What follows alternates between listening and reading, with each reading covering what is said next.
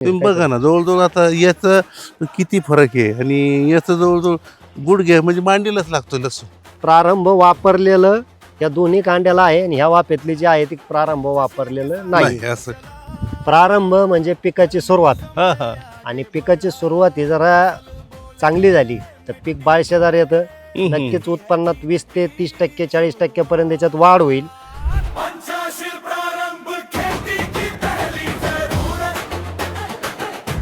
शेतकरी मित्रांनो, आज आपण आलो आहे कांगुनी गावातील हरिभक्त पारायण आदिनाथ महाराज रौंदळ यांच्या शेतात.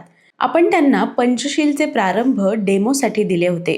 इथे तुम्ही पाहताय लसणाचे 2 वाफे, लागवड एकाच दिवशी, तीच जमीन, तेच पाणी आणि तीच देखभाल. फरक फक्त एवढाच की एका वाफ्यात फक्त 1 किलो प्रारंभ वापरला आहे आणि दुसऱ्या वाफ्यात काहीही वापरलेलं नाही.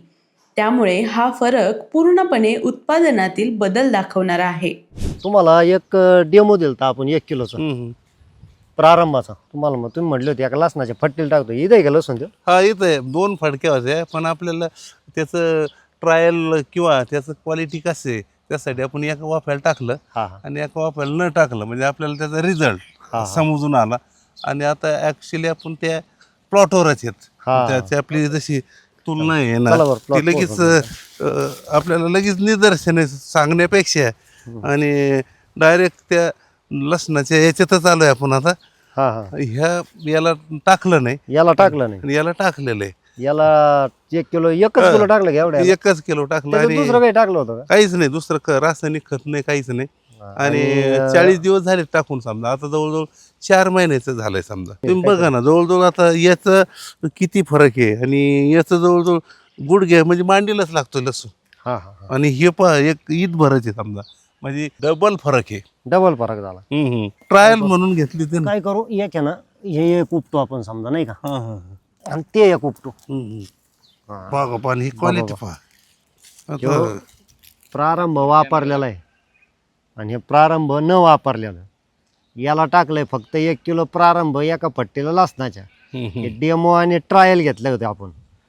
ट्रायलसाठी बरोबर, दिलं तर तुम्हाला. ट्रायलसाठीच. आणि याला आपण काहीच नाही टाकलं. याला प्रारंभ सोबत आहे ना फक्त राख टाकली होती आणि याला फक्त राख टाकली. म्हणजे असं काही नाही, याला काही रासायनिक टाकलंय ह्यो पण विषय नाही. प्रारंभ टाकून साधारण 40 दिवस झाले आणि वाढीतला फरक आज स्पष्ट दिसतोय.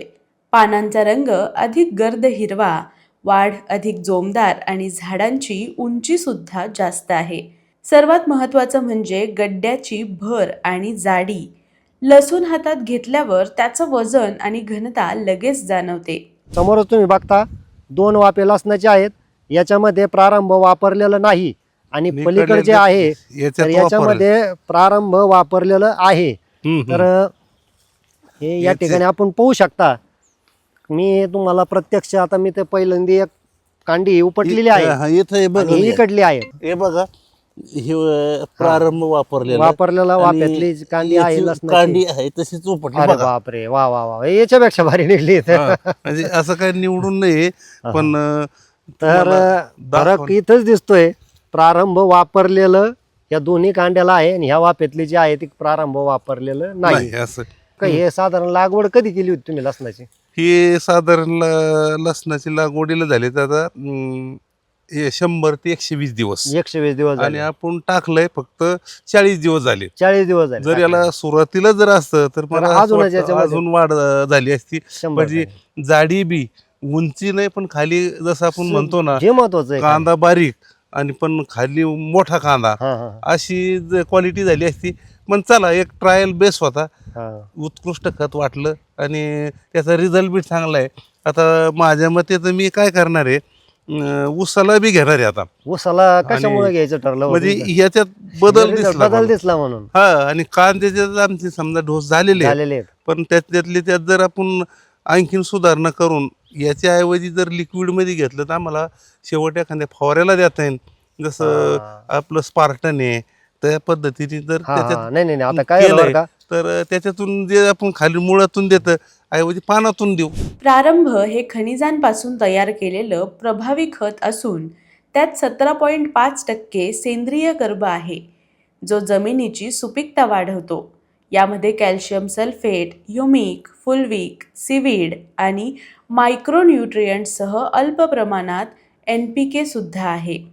पिकांना संपूर्ण पोषण देऊन नवसंजीवनी देणारं हे खत म्हणजे प्रारंभ.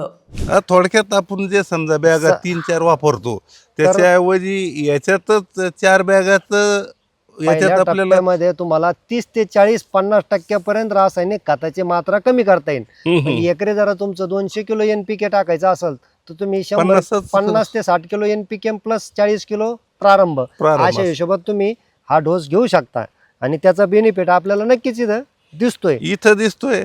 आणि त्याची क्वालिटी असल्यामुळं निश्चितच दुसऱ्या पिकाला बी सुद्धा त्याची तुलना म्हणण्यापेक्षा किंवा त्याच्या उत्पन्नात वाढ किंवा त्याची क्वालिटी निश्चितपणे त्या खतात आहे असं माझं ह्या खत टाकल्यावरून मला अनुभव आला. सगळ्यात महत्वाचं ऑर्गॅनिक कार्बन मिळतोय, त्याच्यामुळे जमिनीचा जे सुपीकता वाढती, त्याच्यामध्ये ऑक्सिजनचं प्रमाण वाढतं, जमीन भुसभुशीत होती.